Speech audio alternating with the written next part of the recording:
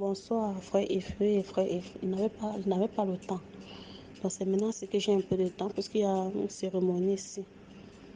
Oui, frère, je te disais par rapport à la patience. Donc je ne suis pas patiente. Quand je suis persécutée comme ça, je ne parviens pas à supporter longtemps. J'ai une voisine là qui est de mon âge, ma génération là. Elle m'a écrit récemment, la semaine passée, elle m'a salué, on s'est salué, je lui ai dit bonsoir ma soeur, comment tu vas? Et le lendemain, je le trouve en train d'écrire sur le statut, insulter ma mère, m'insulter, insulter mes petits frères. Et pourtant on a causé, par exemple aujourd'hui et demain, elle m'insulte. Je n'ai rien dit. Deuxième jour, je n'ai toujours rien dit. Elle envoie les paroles blessantes.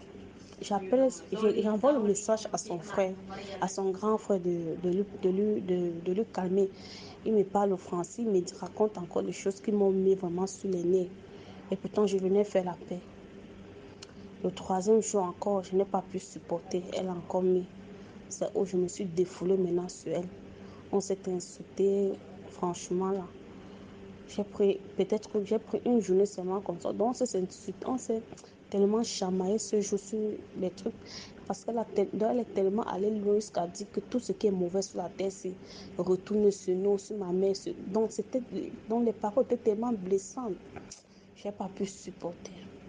Et je suis tombée de ça. Ça m'a aussi mis mal à l'aise. Et j'ai demandé vraiment que le Seigneur vraiment puisse arranger ça, qu'il puisse trouver vraiment une occasion pour que je puisse lui demander les excuses. Et jusqu'à présent, elle continue même sur Facebook, tout le consomme, mais je ne réponds plus. Je ne réponds plus. C'est parce que seulement le jour où j'ai répondu, ça m'a mis vraiment mal à l'aise. Donc c'est un peu ça. Et même dans mon travail avec les filles avec qui je travaille, il y a trop de choses. Parfois, je peux parler peut-être comme hier, il y a une situation qui s'est passée. Je voulais juste, en voulant faire du bien, ça s'est retourné contre moi. Parce qu'il y a une fille avec qui elle travaille. Elle faisait la matrone lui demande de faire un gâteau, puisque la matrone n'était pas là et sa fille. Et sa première fille est tellement compliquée. Et quand tu lui demandes quelque chose, donc elle aime la perfection, c'est un peu ça. Maintenant, la fille avec qui je travaille voulait là aller demander qu'elle va aller demander si ça va comme ça. Elle dit non, si tu vas lui demander, elle risque de dire que non, ce n'est pas comment tu seras encore obligé de reprendre. Il était déjà presque minuit, il fallait qu'on finisse de nettoyer avant d'aller se coucher. Il n'y avait pas, c'est-à-dire qu'à l'heure là, bon, je ne sais pas alors ce qu'elle a interprété, elle a mal, elle a mal pris ça, elle s'est mise à lancer les mots et ça m'a vraiment blessée. Bon, j'ai serré le cœur, mais malgré le fait que je n'ai pas parlé, mais mon cœur parlait à l'intérieur. Donc c'est un peu ça, frère. Ok, bonne soirée à toi. Alors, shalom ma soeur, que la paix et la grâce du Seigneur soient avec toi. Alors, moi je t'avais déjà parlé de la persécution et dans mes enseignements, j'ai essayé de développer un peu cette histoire de persécution-là. Tu sais que c'est Dieu qui nous impose la persécution. La persécution ne vient pas d'ailleurs, ça vient de Dieu. Alors si toi tu es contre la persécution, c'est que tu es contre ta foi. Parce que avant que ta foi ne soit la foi qui doit être manifeste pour être agréable à Dieu, il faut qu'elle se forme. Parce que tu peux croire, tu as cru. Maintenant, il faut que cette foi-là, tu marches là-dedans. Tu vois? Parce qu'à l'intérieur de la foi, Dieu a créé des œuvres. Et ce sont ces œuvres-là qui doivent se manifester. Alors, pour que ces œuvres-là viennent, comment dirais-je, soient manifestes en toi, il faudrait qu'elles soient activées par la souffrance, par les épreuves. Ce sont les épreuves qui forment la foi. S'il n'y a pas d'épreuve, ta foi ne sera jamais formée. Tu auras cru en Jésus, mais tu ne pourras jamais marcher dans le corps de Dieu. Tu ne pourras jamais marcher selon Dieu. Tu vois? Alors, si quelqu'un te fait, tu parles mal et que tu tombes dans le jeu, tu empêches cette personne à continuer. Pourtant que si tu laisses la personne continuer, à force de encaisser, ça va former ta foi. Ça va te donner la patience de Dieu. Mais puisque la patience de Dieu, c'est un mystère. La patience de Dieu, c'est un mystère. Donc, quand tu vas commencer à à être en contact avec la patience de Dieu. Ton être va être en contact avec la patience de Dieu. En ce moment-là, tu peux marcher dans la foi. Sinon, il te sera difficile. La chair va toujours prendre le dessus. Toujours, la chair prendra le dessus. C'est pour cette raison qu'on vous demande de jeûner et de prier.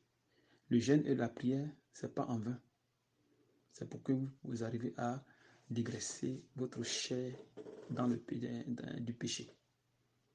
Vous devez tuer le péché dans la chair, enlever tout, dégraisser tout. Parce que Dieu nous a donné la possibilité de pouvoir l'enlever dans la chair. Tu vois, non? Parce que lui, il a condamné le péché dans la chair. Et donc, on a une possibilité maintenant de le faire. Parce que si tu n'as pas si tu n'as pas cru de la bonne façon, alors il sera difficile de lutter contre le péché. Mais toutefois que tu crois, Dieu t'accorde la repentance et le pardon de tes péchés. Et il te prend comme une personne qui est saine, tu vois, non? Donc là, à partir de là, c'est fini. Tu peux maintenant vivre selon l'esprit. Mais pour vivre selon l'esprit, il faut tuer les désirs de la chair. Alors si toi, tu t'empêches pour que tu ne sois pas persécuté, ma soeur, tu ne pourras pas marcher dans le corps de Christ. Non, tu ne pourras pas. Alors nous allons lire Deutéronome 8, verset 1, et voir pourquoi les persécutions. Alors, vous observerez et vous mettrez en pratique tous les commandements que je vous prescris aujourd'hui, afin que vous vivrez, que vous multiplierez et que vous entriez en possession du pays que l'Éternel a juré de donner à vos pères. Souviens-toi de tout le chemin que l'Éternel, ton Dieu, t'a fait faire pendant ces 40 ans dans le désert, afin de t'humilier et de t'éprouver pour savoir quelles étaient les dispositions de ton cœur et si tu garderais ou non ces commandements. Il t'a humilié et t'a fait souffrir de la faim et t'a nourri de la manne que tu ne connaissais pas et que n'avaient pas connu tes pères, afin de t'apprendre que l'homme ne vit pas de pain seulement, mais que l'homme vit de tout ce qui sort de la bouche de l'Éternel. Tu vois, tu as vu ici que Dieu a fait tourner ces personnes pendant 40 ans dans le désert. Mais pourquoi il faisait ça? Il les a fait souffrir. Il les a humiliés. Il les a donné la faim. Toutes ces choses. Mais pourquoi il faisait ça? Pourquoi toute cette souffrance-là? Pour voir si effectivement ils avaient l'amour de Dieu. Parce que tu peux dire à quelqu'un je t'aime. Maintenant, pour que tu puisses confirmer ce qui sort de ta bouche, il faut maintenant poser des actes. Tu vois. Donc quand Dieu leur a dit que je fais une alliance avec vous, et il les a sauvés de l'Égypte, il les a enlevés dans la main de Pharaon, ils ont accepté comment dirais-je, de, de louer l'Éternel, tu vois. Donc, il les a fait souffrir, tu vois, il les a fait souffrir dans le désert. Il y a plein qui sont morts, ils sont morts tous même, c'est pas après, ils sont tous morts dans le désert. Il y a quand même chose, Moïse aussi est mort, tous ceux-là sont morts, tu vois. Ils sont tous morts, tu comprends un peu. Donc, la souffrance, les humiliations, les persécutions, tous ces genres de trucs-là, c'est Dieu qui les impose. C'est Dieu qui les impose. Donc une personne qui ne veut pas souffrir et veut marcher dans la foi ne pourra pas s'en sortir. Parce que c'est Dieu qui amène ces choses. Donc toutefois que tu veux marcher dans la foi, alors là, tu seras obligé de souffrir. Il faut t'attendre à la souffrance, il faut t'attendre aux injures, il faut t'attendre à beaucoup de choses. Mais il a dit que vous serez persécutés à cause de mon nom. Mais on est dans la foi là, c'est à cause de nom de qui? À cause de Jésus. Alors si tu dis que tu ne veux pas être persécuté et que tu n'as pas envie d'être persécuté, ou bien on t'a persécuté, ça te touche le cœur. Mais c'est pour que ça te touche le cœur que Dieu veut qu'on te persécute. En te persécutant, touchant ton cœur, tu prends ton mal en patience. C'est tout. que tu confies à Dieu jusqu'à ce que, allez, ton cœur soit formé. Tu vois, ton n'importe quelle persécution qui va venir maintenant, tu peux maintenant éviter, tu peux pardonner. Quand nous lisons Jacques 1, verset 2, mes frères, regardez comme un sujet de joie complète les diverses épreuves auxquelles vous pouvez être exposés, sachant que l'épreuve de votre foi produit la patience. On dit quoi? Sachant que l'épreuve de votre foi produit la patience. Et quelle est maintenant l'épreuve de cette foi-là? C'est la souffrance. Ce sont les humiliations. Ce qu'on a dit dans Deutéronome 8, là, c'est ça. Donc le fait que tu souffres pour Dieu, ça n'a pas commencé maintenant. C'est depuis nos parents. Donc une personne qui veut marcher dans la foi, et si elle s'empêche de souffrir, ou bien elle s'empêche qu'on lui, elle soit humiliée, donc ça ne va pas marcher. Parce que c'est lié à la souffrance, c'est lié aux humiliations, c'est lié à la faim, à toutes ces choses, à la persécution et autres. C'est lié à ça. Parce que c'est facile de dire que j'aime Jésus. C'est facile de le dire. J'aime Jésus, je suis, ça crie, je chante Jésus, machin. Mais il faut prouver cela. Lui, il a prouvé l'amour qu'il a eu pour nous. Il a prouvé qu'il a eu l'amour pour nous. Quand ils l'ont pris, quand ils l'ont maltraité. Et si tu as vu, il a fait quelque chose, il n'a rien fait. Et bien avant ça même, pour ne pas qu'il fasse même toutes ces choses-là, il s'est dépouillé. Il s'est dépouillé de sa puissance de Dieu. L'égalité qu'il avait à Dieu, il s'est dépouillé de ça. Il s'est dépouillé de tout. Tu as vu? Donc c'est pareil. C'est pareil. Quand tu viens dans le corps, tu te dépouilles de tes désirs que tu as en toi. Parce que si tu as des désirs, personne ne peut faire ce qu'il veut, il veut de toi. Dès que la personne parle net, automatiquement, tu peux réagir. Mais pour ne pas que tu arrives à agir, qu'est-ce que tu fais? Tu te dépouilles de tes désirs qui sont en toi. Tu te dépouilles de tout ce qui est en toi. Tout ce qui est en toi. Tu vois, non? C'est pour ça qu'on vous demande de faire le jeûne. Le jeûne, c'est pas quelque chose de truc en l'air, non. C'est pour quelque chose. C'est pour que vous soyez dépouillés des désirs qui sont en vous. Ce sont les désirs là qui vous poussent à être orgueilleux, à ne pas pardonner. Tu vois, non? Ce sont ces désirs là qui vous poussent à faire ce genre de trucs. À penser que non, moi, on ne peut pas me faire le mal. Moi, on ne peut pas me parler comme ça. Moi, on ne peut pas dire comme ça. Tu as vu? Ça, c'est la chair qui manifeste. C'est pour ça que la Bible est claire sur cette histoire de l'affection de la chair. Alors que ça dit ici dans Romains 8, verset 5, ceux en effet qui vivent selon la chair s'affectionnent aux choses de la chair, tandis que ceux qui vivent selon l'esprit s'affectionnent aux choses de l'esprit. Et l'affection de la chair, c'est la mort, tandis que l'affection de l'esprit, c'est la vie et la paix. Car l'affection de la chair est inimité contre Dieu, parce qu'elle ne se soumet pas à la loi de Dieu. Et elle ne peut même pas. Tu as vu? Donc cette affection de la chair là qui est en vous là, que vous manifestez, ne peut pas se soumettre à la loi de Dieu. Donc si cette chair commence à se manifester et va contre les persécutions qu'elle reçoit, ça peut pas se soumettre ça peut pas être agréable à Dieu. Tu vois? Parce que les persécutions viennent de Dieu. Donc si une personne qui te persécute, la personne participe à la construction de ta foi. La personne participe à la construction de ta foi. On t'insulte, on te frappe, on fait tout. Même si on te rejette de la famille ou on te divorce, ou bien quoi qu'il va t'arriver, même si c'est le travail, où on te renvoie, où on te fait plein de choses, tu restes seulement tranquille. Tout ça, ça fait partie des persécutions de la souffrance. Tu vois, ça fait partie des souffrances. Donc, tu dois juste seulement rester tranquille. Mais si tu ne restes pas tranquille, il te sera difficile de marcher dans cette foi. Il te sera très, très difficile. Il sera très difficile. Tu vois. Parce qu'il faut que l'épreuve de la foi, là, s'accomplisse en toi. Il faut que l'épreuve de cette foi s'accomplisse en toi. Donc, il faudrait que les souffrances en toi. Pourquoi Dieu les impose à la chair? Tu vois, non? Afin que l'épreuve de votre foi, plus précieux que l'or.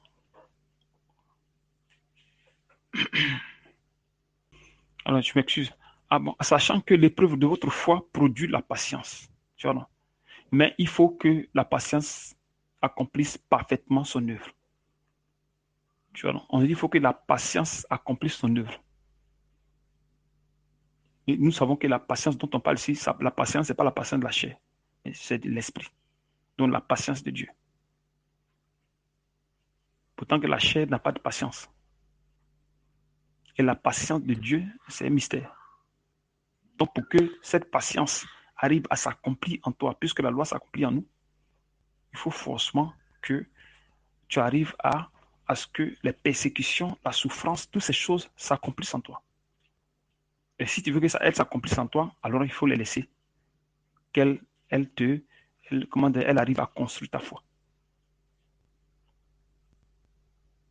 Elle arrive à construire ta foi. Sinon, ce sera difficile. Mais il faut que la patience accomplisse parfaitement son œuvre, afin que vous soyez parfaits et accomplis, sans faille en rien. Tu as vu donc, les persécutions comment dirais-je, ont une raison d'être, en fait. La souffrance, ce sont les choses qui sont imposées à la foi. Tu vois, non? On entend souvent dire que quand on est chrétien, allez, c'est fini, les souffrances sont finies, mais c'est faux, c'est un mensonge. Ces gens, ça n'ont pas connu Dieu. C'est des gens qui parlent de cette manière, n'ont pas connu Dieu.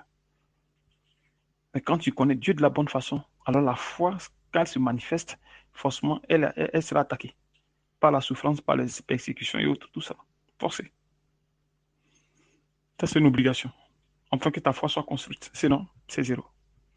Si tu penses que tu vas dormir, tu vas manger, tu vas boire, tranquille, puis tu ne seras pas persécuté, c'est faux. C'est faux, c'est faux. C'est faux.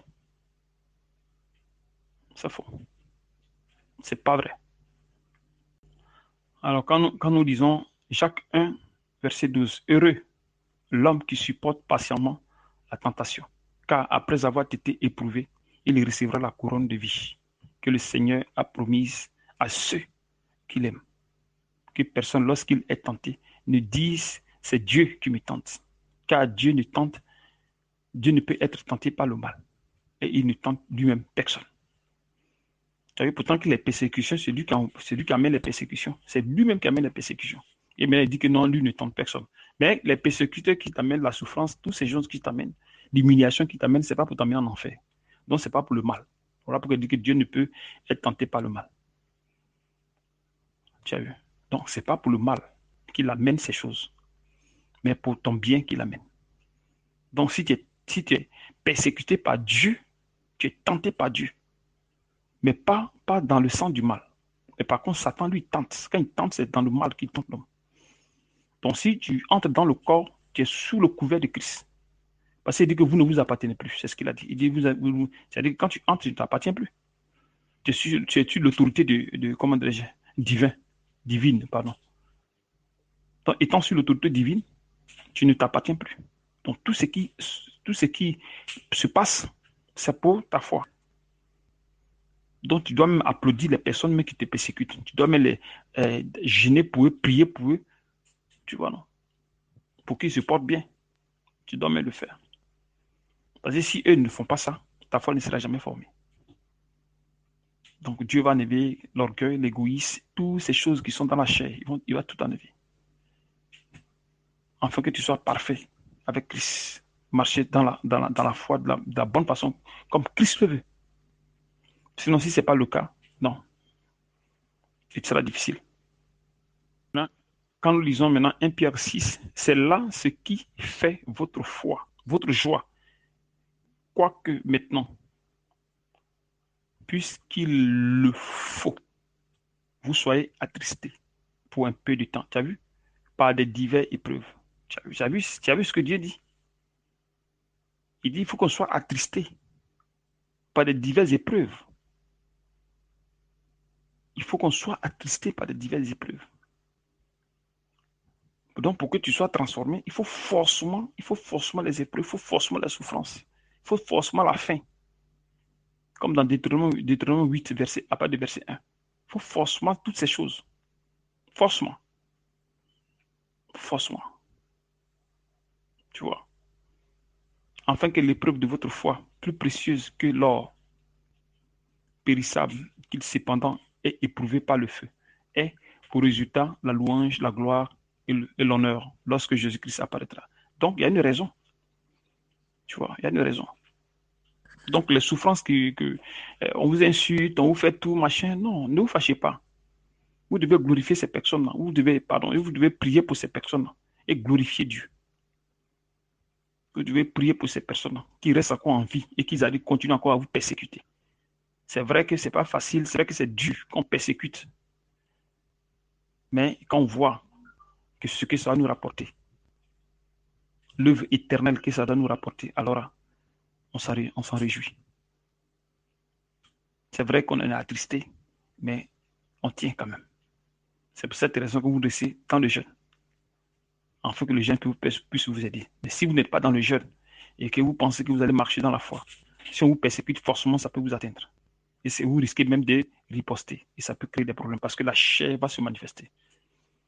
Il y aura l'absence des œuvres de l'esprit. Donc, forcément, la chair va se manifester, forcée. Tu vois, c'est pour cette raison que vous allez voir des gens qui disent qu'ils ont cru en Jésus. Mais quand tu vois les manières de vivre, ça ne fonctionne pas. Il y a un problème. Vous voyez un peu. Quand nous lisons Romains 5, verset 1, étant donc justifiés par la foi, nous avons la paix avec Dieu, par notre Seigneur Jésus-Christ, qui nous devons d'avoir eu par la foi accès à cette grâce dans laquelle nous demeurons fermes et nous nous glorifions dans l'espérance de la gloire de Dieu. Bien plus, nous nous glorifierons même des afflictions, des souffrances, tu vois, sachant que l'affliction produit la persévérance, la victoire dans l'épreuve, et cette victoire, l'expérience. Or, l'espérance ne trompe point, parce que l'amour de Dieu est répandu dans nos cœurs par le Saint-Esprit qui nous a été donné. Donc, pour que le Saint-Esprit active l'amour à l'intérieur de ta personne, si tu as reçu l'Esprit, alors il faudrait que tu sois persécuté. Il faut que tu sois attristé, afin que l'amour se manifeste en toi, l'amour de Dieu. Parce que plus tu es attristé, plus Dieu manifeste en toi sa patience, la patience de Dieu. Si ce n'est pas le cas, non, il sera difficile de marcher dans la foi. Donc, la souffrance, la faim, tous ces genres de choses, ce n'est pas en vain. Ce n'est pas en vain. C'est Dieu qui les impose pour votre bien. C'est pour ça que vous ne devez pas fuir le jeûne. Parce que si vous fuyez le jeûne, ça sera encore plus grave. La persécution sera encore plus grave. Tu vois, vous allez beaucoup ressentir cela. Si vous voyez que je vous parle du jeûne, et c'est pourquoi je le dis. Vous ne voyez pas, quand vous faites le jeûne, vos désirs, vos maladies, tout ça, ça disparaît en vous. Ils ne sont pas obligés de venir prier sur vous, non. Tu vois, non. Moi, je vous apprends à prier, à être en contact direct avec Dieu. Donc, quand vous priez, allez, vous touchez le cœur de Dieu. Quand vous priez, vous touchez le cœur de Dieu. Et quand c'est comme ça, le contact passe rapidement. Tu as vu? Donc, moi, mes jeûnes que j'ai fait, c'est avec les prières que j'ai fait, ça vous aide. Quand vous entrez même dans le jeûne automatiquement, allez, ça vous aide. Vous voyez un peu. Parce que je me prive de beaucoup de choses pour prier pour vous, pour jeûner, pour faire beaucoup de choses. Donc, aussi, vous prenez aussi l'encouragement de pouvoir faire ces choses, vous allez voir que ça va s'accomplir. Donc, si vous dit faites ça, et que vous le faites, ça marche. Il n'y a pas de choses là-dedans. Vous voyez un peu. Mais si vous dit faites, et vous ne faites pas, vous désobéissez. Bon. Après, vous allez recevoir les coups. Ça, c'est forcé. Vous allez recevoir les coups. Vous allez recevoir les coups. Si vous avez été délivré, et après, vous dites que vous ne pouvez plus prier, vous ne pouvez plus gêner, tout ça. Mais les trucs vont revenir. Ça, c'est forcé. Ça va revenir. Et si ça revient, c'est encore pire. Ça sera encore plus grave. Ça va encore vous fatiguer. Ça sera encore plus grave. Tu vois. Donc, ne vous lâchez pas de prier. Non. Ne vous éloignez pas des prières. Ne vous éloignez pas du jeûne. Vous devez jeûner jusqu'à ce que l'Esprit vienne. Quand l'Esprit vient, vous devez jeûner jusqu'à l'unité de la foi. C'est-à-dire, vous devez construire la foi en vous. Parce que quand la foi vient, pour qu'elle puisse grandir, pour que vous puissiez grandir dans la foi, elle est vide. Tu as vu? Elle est vide. Donc, il faut la construire. Il faut la construire.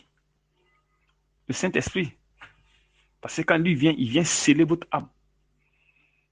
Tu vois, non? Donc, si vous n'arrivez pas à construire cela avec le jeûne et les prières, ça ne va pas marcher. Vous avez cru en Jésus, mais vous n'avez pas la vie de Dieu en vous. Donc, vous allez recevoir toutes les maladies, tous les désirs charnels. Bon, tu as eu, ça va pas fonctionner, en fait. Et vous sera difficile d'être en contact même avec Dieu. Parce que les désirs sont en vous. Pourtant que Dieu, avec les désirs de Dieu, ça ne fonctionne pas. Et s'il y a les dons en vous, ça va atténuer les dons. Mais quand vous jeûnez, vous priez, vous jeûnez, vous priez, vous faites le jeûne de votre quotidien, vous allez voir que ça va marcher. Tu vois, non? Donc, ma soeur, sois courageux. Je sais que ce n'est pas un truc qui est facile, mais quand on vient en Christ, c'est une obligation pour le chrétien de jeûner, de prier. Le jeûne de dépouillement. Tu vois, non? Qu'il te bénisse et qu'il te fortifie. Courage, ma soeur.